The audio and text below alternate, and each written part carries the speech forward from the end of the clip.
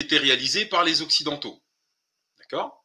En gros, bon bref, voilà, c'est ce que je viens de résumer. Donc ensuite, et que évidemment, il n'y avait pas plus de bonté chez les sauvages musulmans et trafiquants d'êtres humains, au nom de l'islam, d'accord, qu'il y en avait au nom des chrétiens et des juifs. C'est ce qu'on est en train d'apprendre là, c'est ce que l'auteur nous apprend. Donc en fait, ils ont vendu des enfants et ils font la prière 5 fois par jour.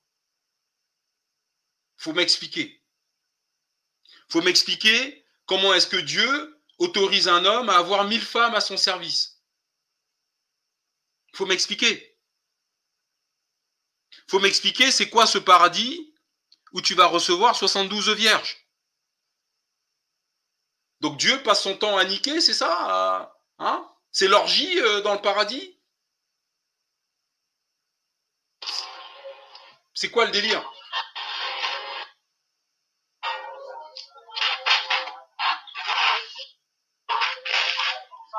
Alors, j'ai déjà dit ici que quand vous montez sur le panel, il faut couper vos micros.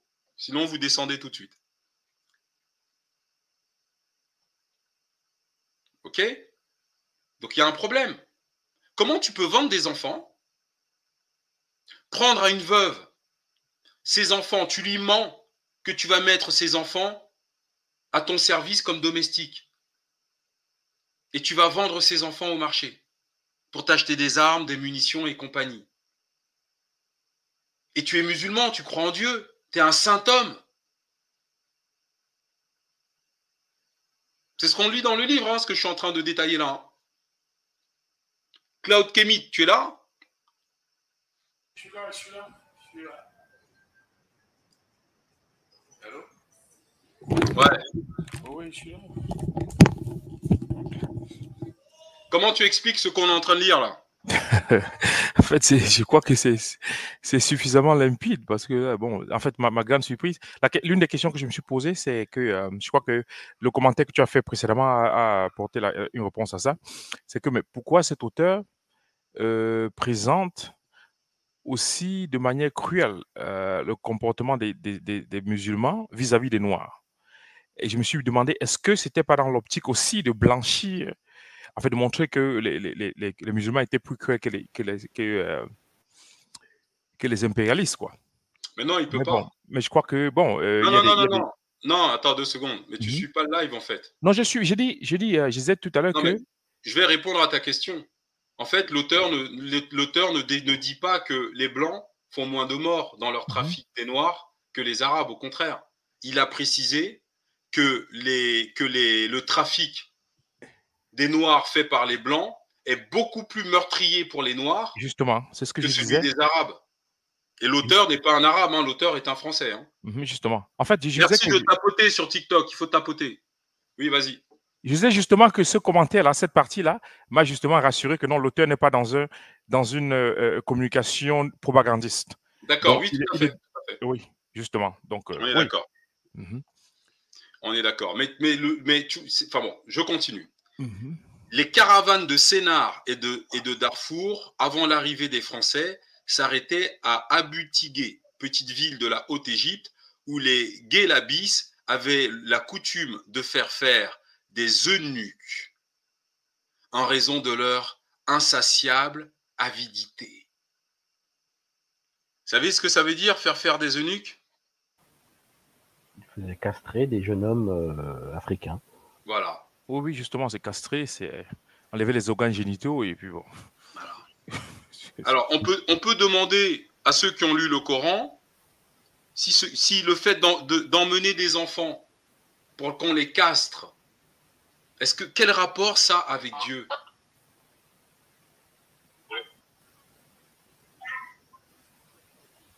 Alors, user 91, bonsoir. Allô? Allô, allô? Bon, hop. Donc, c'est quoi ça? Je ne sais pas si vous vous rendez compte que faire castrer des enfants, qu'est-ce que ça a à voir avec Dieu? le fétiche, fétiche, mais je crois que les traitements inhumains, je ne sais même pas si c'est inhumain, c'est plus que inhumain, ça, c'est qu'on subit nos ancêtres. Et je me dis que ça peut justifier un peu comme, en fait, les comportements qu'on retrouve chez certains de nos frères aujourd'hui. C'est-à-dire qu'il y a eu pratiquement une modification d'ADN. Rien, Avec ces traitements, si on peut aller jusque-là, mais moi, la question que je me pose, c'est oui, quel est le rapport entre la castration des enfants et Dieu? Comment tu peux accepter en tant qu'homme de vivre dans une société où il y a des enfants à vendre au marché? C'est-à-dire qu'en fait, tu vas acheter des tomates, il y a des petites filles, des garçons, des mamans là, des vieillards à vendre. Comment derrière, tu peux prétendre avoir un quelconque rapport avec le Créateur? Est-ce que je peux essayer de répondre? Ouais. Bon, je pense que quelque part, ça paraît logique dans le sens où, pour ces gens-là, le Dieu, entre griffes, ne considère pas ce que tu appelles enfant. Eux, ils sont plutôt des enfants, ils sont des élus, ils sont des gens choisis, voilà, ils sont au-dessus des autres. À partir de ce moment-là, ceux qu'ils traitent comme des esclaves ou ceux qu'ils traitent comme de la merde ne sont rien en fait. Mais dans ce cas-là, pourquoi s'ils considèrent qu'ils sont au-dessus de nous, pourquoi tu couches avec de la merde? Pourquoi ils violent nos enfants, nos mères? Non, ça colle pas du tout, ça. Je suis désolé, ça colle pas. Bah oui, si on remarque aujourd'hui dans les sociétés, dans ces sociétés-là, il faut voir de quoi ils sont capables. Ces gens couchent avec des animaux fétiches. Non mais Ces gens couchent avec... moi je reprends l'idée. Moi j'ai pas lu, je n'ai rien lu là-dessus, mais moi je reprends l'idée que comment tu peux psychologiquement être équilibré quand tu as vendu des enfants, quand tu as émasculé des enfants. Mais ils ne sont pas équilibrés, c'est ce que j'ai dit. on va continuer la lecture. La coutume de faire des eunuques en raison de leur insatiable avidité. Curieux de connaître tout ce qui appartient à cette cruelle opération, je me suis adressé au gouverneur de cette ville. Il m'assura que l'on faisait annuellement 100 à 200 eunuques, que la mortalité n'en était pas absolument considérable et que la guérison s'opérait assez rapidement. L'eunuque se vend ordinairement le double d'un autre nègre.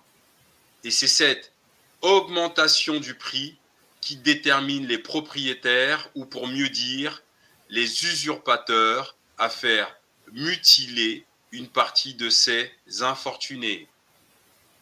Sur le procédé de l'opération même, je n'ai pu obtenir des renseignements bien exacts et bien positifs. Cependant, l'essentiel est que l'opérateur prenne d'une main le scrotum et la verge, qu'il tend légèrement, puis, avec un rasoir de l'autre main, il enlève tout d'un seul coup.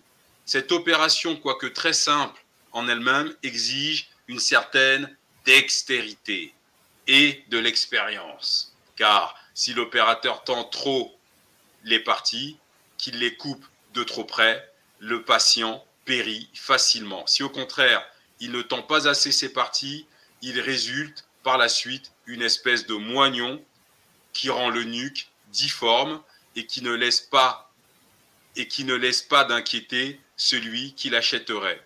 J'ignore quels sont les moyens que l'on emploie pour arrêter le sang immédiatement après la section des parties. Oh là là, moi j'ai déjà mal.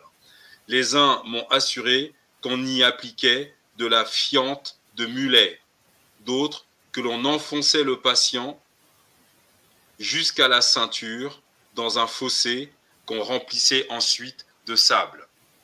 Si, au milieu d'un traitement aussi bizarre, l'urètre reste libre, le malade a espoir de guérir. Si au contraire, il s'oblitère, il s'ensuit une suppression d'urine qui entraîne bientôt la mort.